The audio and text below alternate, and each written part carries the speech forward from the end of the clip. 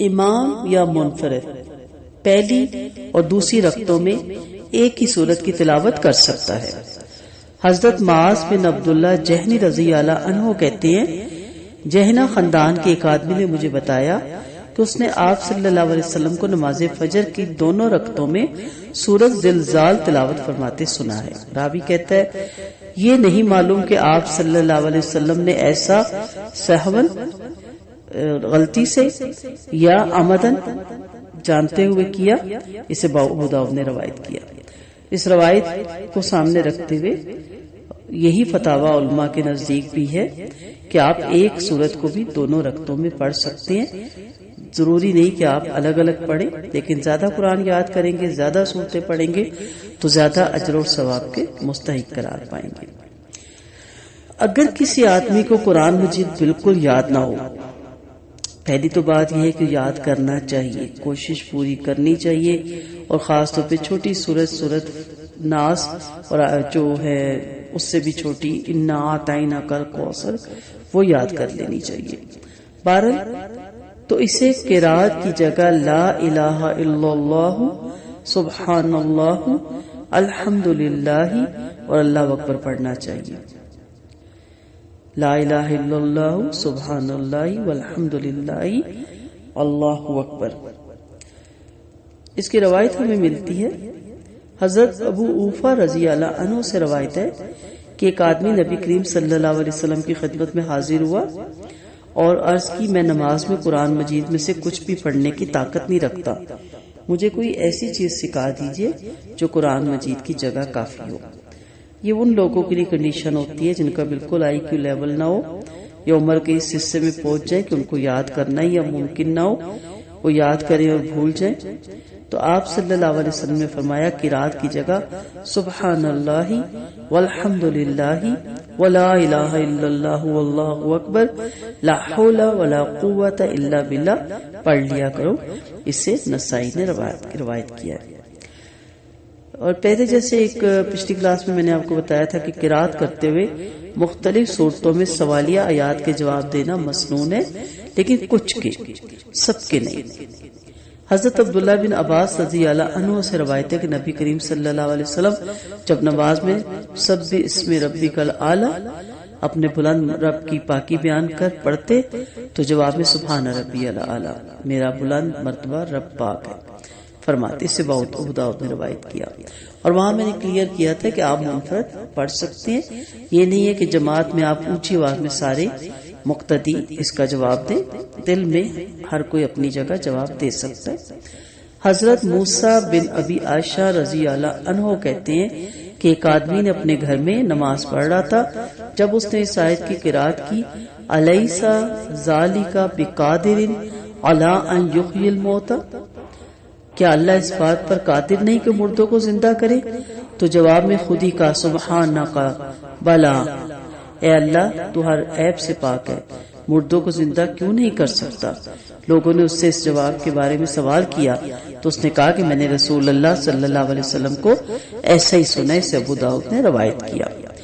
قرات کے دوران سجدہ تلاوت کی آیت آئے تو تلاوت کرنے اور سننے والوں کو سجدہ کرنا چاہیے۔ حضرت عبداللہ بن عمر رضی اللہ عنہ سے روایت ہے کہ آپ صلی اللہ علیہ وسلم قرآن پڑھتے ہوئے سجدے کی آیت پر آتے تو سجدہ کرتے، اور ہم بھی آپ صلی اللہ علیہ وسلم کے ساتھ سجدہ کرتے، سے مسلم نے روایت کیا۔ سجدہ تلاوت کی مسنون دعا یہ ہے، سجد وجہی للذی خلقہ وشق سمعہ وبصرہ بحولہ وقوتہ۔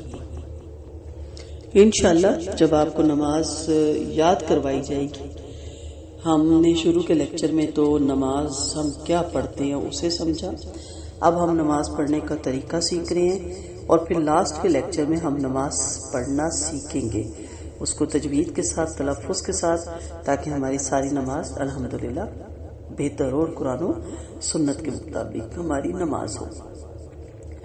حضرت عائشہ رضی اللہ عنہا فرماتی کہ نبی کریم صلی اللہ علیہ وسلم قیام اللیل کے دوران جب سجدہ تلاوت کرتے تو فرماتے سجد وجہی للذی خلقہ وشق سمعہ وبصرہ بحولہ وقوتہ، بہت خوبصورت اس کا ترجمہ ہے، میرے چہرے نے اس ہستی کو سجدہ کیا جس نے اسے پیدا کیا اور اپنی طاقت اور قدرت سے اس میں کان اور آنکھیں بنائی۔ اسے ابو داؤد، ترمذی اور نسائی نے روایت کیا ہے۔ تلاوت کرنے والا سجدہ نہ کرے تو سننے والے کو بھی نہیں کرنا چاہیے، یہ بھی ایک مسئلہ ہے۔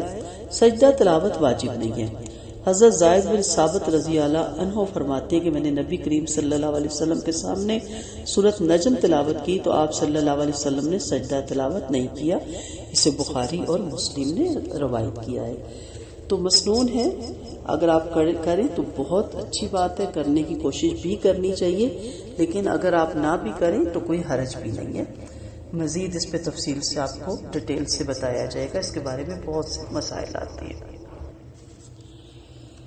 جی، جیسا کہ سجدہ تلاوت کی بات ہو رہی تھی، جو قرآن پڑھ رہا ہو اسے اتنی اونچی آواز میں پڑھنا بھی نہیں چاہیے کہ اس کی آواز پاس سے گزرنے والوں کے کان میں پڑے، اور ہمیں یہ بھی پتہ چلتا ہے کہ اگر نماز ان کے کان میں پڑ جائے تو وہ کرنا چاہے تو کوئی منع نہیں ہے، لیکن اگر وہ نہ کرنا چاہے تو ان کو کوئی گناہ بھی نہیں ہے۔ اور پھر نبی کریم صلی اللہ علیہ وسلم نے اس کو کیا بھی اور اس کو نہیں بھی کیا، تو ان کا دونوں عمل ثابت ہے۔ کر لینا بہرحال بہتر ہی ہوتا ہے، کر لینا چاہیے۔ ظاہری بات ہے جو نبی کریم صلی اللہ علیہ وسلم کا عمل ہے اس کو فالو کرنا اجر و ثواب کا باعث بنتا ہے۔ تو جیسے میں نے آپ کو روایت میں بتایا کہ آپ صلی اللہ علیہ وسلم نے ایک موقع پہ نہیں بھی کیا۔ آگے چلتے ہیں، نماز میں شیطانی وسوسے کا علاج۔ سیدنا عثمان بن ابو العاص رضی اللہ عنہ نے آپ صلی اللہ علیہ وسلم سے دریافت کیا کہ اللہ کے رسول، شیطان میرے درمیان اور میری نماز اور قرات کے درمیان حائل ہو جاتا ہے اور قرات میں خلل ڈالتا ہے۔ آپ صلی اللہ علیہ وسلم نے فرمایا، اس شیطان کا نام خنزب ہے، جب تم مجھ سے محسوس کرو تو اعوذ باللہ کے پورے کلمات پڑھو، اعوذ باللہ من الشیطان الرجیم، اور دوسری بھی اعوذ باللہ السمیع العلیم، پورے کلمات پڑھو اور بائیں جانب 3 بار تھتکارو، یعنی تھوکو، یعنی تھو کرو، یہ نہیں کہ پورا تھوک پھینکنا ہے۔ اور یہی جو ہم نے نماز کے آغاز میں ہم ثنا کے بعد اعوذ باللہ السمیع العلیم من الشیطان الرجیم من ہمزہ ونفخہ ونفثہ، یہ والی آپ کو پوری پڑھنی ہوتی ہے۔ دوران نماز میں کوئی سوچ آنے پر نماز باطل نہیں ہوتی۔ سوچ آنا بری بات نہیں، سوچ میں محو ہو جانا بری بات ہے۔ آتی ہیں سوچیں، انسان ہے، بہرحال اس کو بارہا جھٹکنا پڑتا ہے۔ سیدنا عقبہ بن حارث رضی اللہ عنہ نے فرمایا کہ میں نے مدینہ میں آپ صلی اللہ علیہ وسلم کے ساتھ نماز عصر پڑھی۔ نماز کے بعد آپ فوراً کھڑے ہو گئے اور لوگوں کی گردنیں پھلانگتے ہوئے ازواج مطہرات میں سے کسی کے پاس تشریف لے گئے۔ لوگ پریشان ہو گئے، پھر واپس تشریف لائے۔ صحابہ کرام کے چہرے پر تعجب کے آثار دیکھ کر فرمایا، مجھے نماز کے دوران میں یاد آیا کہ ہمارے گھر میں کچھ سونا رکھا ہوا ہے، اور مجھے ایک دن یا ایک رات کے لیے بھی اپنے گھر میں سونا رکھنا پسند نہیں تھا۔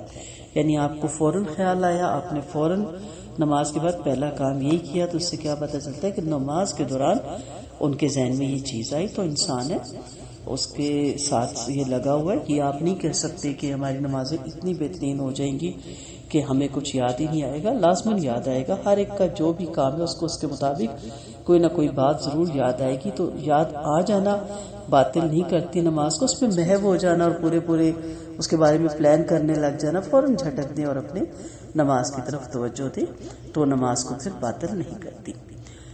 اس طرح نماز میں رونا یہ بھی نماز کو باطل نہیں کرتا۔ سیدنا عبداللہ بن شقیق رضی اللہ عنہ فرماتے ہیں کہ میں نے آپ صلی اللہ علیہ وسلم کو نماز پڑھتے دیکھا، نماز میں رونے کی وجہ سے آپ کے سینے سے چکی کے چلنے کی سی آواز آ رہی تھی۔ تو اس کا مطلب ہے کہ اگر آپ کو خوف خدا سے یا جہنم کے کوئی عذاب سے یا کوئی ایسی بات یاد آ جائے جو فکر آخرت دیتی ہے، اور اگر آپ رو پڑھتے ہیں تو وہ بھی نماز کو باطل نہیں کرتی۔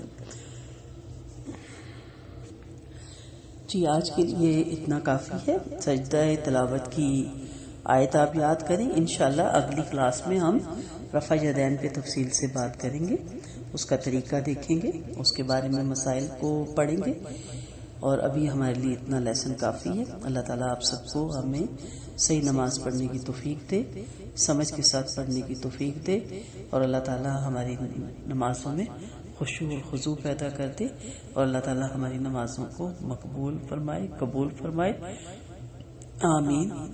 وآخر دعوانا ان الحمد للہ رب العالمین۔